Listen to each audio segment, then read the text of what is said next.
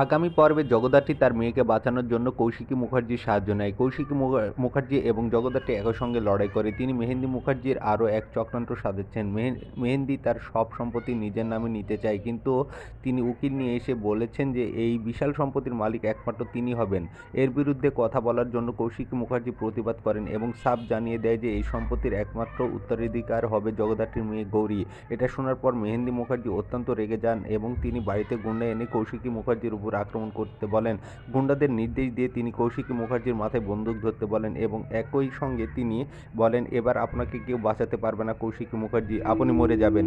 এই কথা শুনে কৌশিকী মুখার্জি স্তম্ভিত হয়ে যান এবং এই মুহূর্তে আরও একটি টানটান উত্তেজনা তৈরি হয়। এখানে মেহেন্দি মুখার্জির ভয়ঙ্কর মনোভাব এবং কৌশিকীর সাহসিকতা প্রকাশ পাচ্ছে, যা দর্শকদের আরও আগ্রহ করে তুলেছে। এই দৃশ্যের মাধ্যমে ধারাবাহিকের টান পোড়ন ও গল্পের নতুন মোড় স্পষ্ট হয়ে ওঠে, যেখানে চরিত্রগুলো একে অপরকে মোকাবেলা করতে পারবে কিনা তা নিয়ে জল্পনা তৈরি হয়।